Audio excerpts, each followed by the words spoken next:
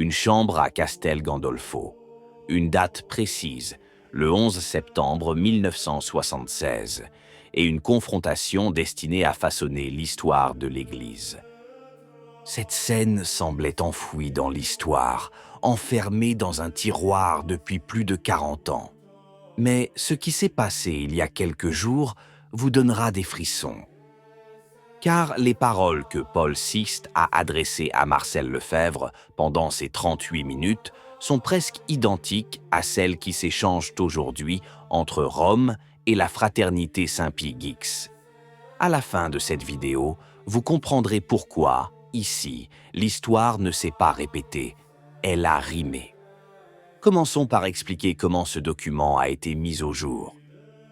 En 2018, le journaliste Andrea Tornielli, dans La Stampa, a révélé un rapport secret. Celui-ci provient d'un livre du père Leonardo Sapienza, régent de la maison papale, intitulé La Barca di Paolo, la barque de Paul. À l'intérieur se trouvaient 8 pages dactylographiées.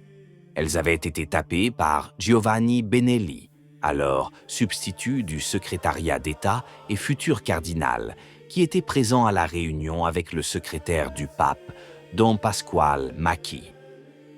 Il s'agit du compte-rendu fidèle d'une conversation mémorable.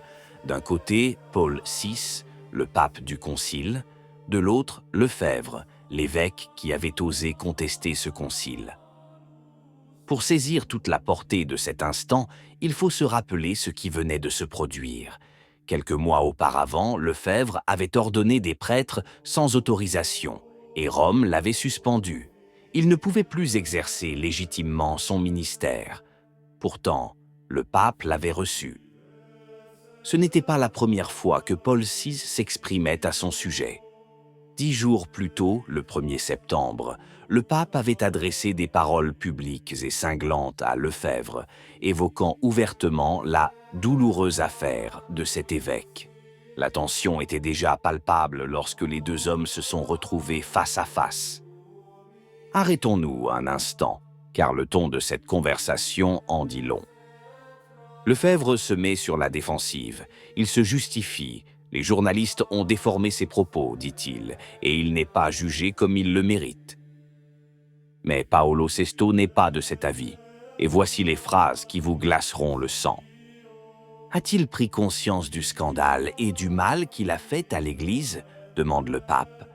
En est-il conscient ? Et puis, plus directement encore, analysez la situation, examinez votre conscience et demandez-vous devant Dieu, que dois-je faire ? Ce n'est pas tout. Selon le procès-verbal, Paul VI va jusqu'à accuser Lefebvre de se comporter presque comme un antipape, d'ériger de fait un magistère parallèle à celui du pape légitime. Lefebvre, quant à lui, tente de déconstruire l'image que les journaux ont dressée de lui. « Votre sainteté, dit-il en substance, je ne suis pas le chef des traditionalistes. » La réunion s'acheva sur une promesse. Paul VI déclara qu'il réfléchirait aux propos de Lefebvre. Mais la fracture, comme on le sait, ne fut pas apaisée. Et dans les jours qui suivirent, un événement révélateur se produisit. Lefebvre, de retour à Écône, fit part à ses séminaristes de sa version de la rencontre. 2 récits d'une même conversation. La version officielle de Benelli et celle de Lefebvre à ses disciples. Réfléchissez-y, la même conversation, 2 vérités opposées. Pour Rome, un pape patient face à un rebelle. Pour Écône, un évêque fidèle, incompris par son propre pape. C'est la source de tout ce qui allait suivre. En résumé, même alors, 2 églises observaient le même événement et en tiraient des conclusions opposées. Gardez cela à l'esprit, car c'est la clé de notre compréhension actuelle. Revenons quelques jours en arrière. Et préparez-vous, car le parallèle est frappant. Le 16 juin 2026, depuis Castel Gandolfo, le même lieu qu'en 1976, Léon XIV s'adresse à la fraternité Saint-Pie X. « Nous les avons invités, dit-il. J'envisage un autre appel. N'y allez pas, essayons de vivre en communion. » Et il ajoute Il rejette certains points du Concile Vatican II. S'il persiste dans cette voie, je le regrette, mais nous devons aller de l'avant. Analysez les parallèles, point par point. Même lieu, Castel Gandolfo, même accusation sous-jacente. Vous rejetez le concile, vous vous séparez. Le même appel sincère à ne pas commettre la rupture. Et les mêmes enjeux absolument identiques, 4 consécrations épiscopales sans mandat du pape. En 1988, Lefebvre a consacré 4 évêques et a été excommunié. Aujourd'hui, 1er juillet, la fraternité s'apprête à en consacrer 4 autres.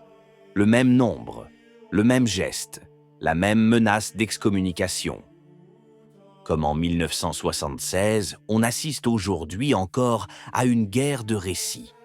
Rome parle de schisme, la société parle d'état de nécessité. Les mêmes faits, 2 interprétations irréconciliables, tout comme entre Benelli et Lefebvre. Un autre élément relie ces 2 époques. Hier comme aujourd'hui, l'enjeu n'était pas une simple question de discipline, mais 2 visions opposées du Concile Vatican II.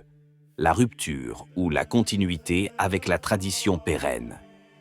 L'histoire, comme chacun sait, ne se répète pas, mais elle rime, et rarement a-t-elle rimé avec autant de perfection. Et voici la question qui dérange. Si le scénario est le même qu'en 1976, comment cela va-t-il se terminer cette fois-ci? Car la déclaration de Benelli nous apprend quelque chose de précieux. Même alors, les 2 hommes ne se comprenaient pas, non pas parce qu'ils parlaient des langues différentes, mais parce qu'ils avaient des perspectives différentes sur l'Église. Pour Paul VI, l'essentiel était l'obéissance. On ne critique pas un concile, on ne désobéit pas au pape, on ne s'érige pas en juge du magistère. Pour Lefebvre, l'essentiel était la fidélité à la doctrine de tous les temps, au pape précédent, à une messe et à un catéchisme qu'il estimait menacés. C'est là que l'histoire révèle sa véritable nature. Ces 2 plans, l'obéissance et la fidélité à la tradition, se sont affrontés en 1976, sans parvenir à une synthèse. Et aujourd'hui, ils s'affrontent à nouveau, de manière identique. La vraie question, celle que je vous ai promise dès le début, est donc la suivante. Léon XIV sera-t-il un nouveau Paul VI? Autrement dit, un pape qui, face à une fracture, choisit la fermeté et laisse la rupture s'envenimer? Ou sera-t-il capable de faire ce que Paul VI n'a pas fait? Car il y a un 3e personnage dans cette histoire qui a changé la fin. Benoît XVI. En 2009, 21 ans après les excommunications, Benoît XVI les a levés à l'encontre des 4 évêques lefèvristes. Un pape avait fermé la porte, un autre l'avait rouverte. Et il avait fait davantage, déjà 2 ans auparavant. En 2007, avec le document Summorum Pontificum, Benoît XVI avait libéré la messe traditionnelle, reconnaissant qu'elle n'avait jamais été abrogée. Un pape s'était ainsi attaqué précisément au point le plus cher à Lefebvre, la liturgie. Cela démontre qu'au sein de l'Église, même les portes qui semblent à jamais fermées peuvent s'ouvrir de nouveau.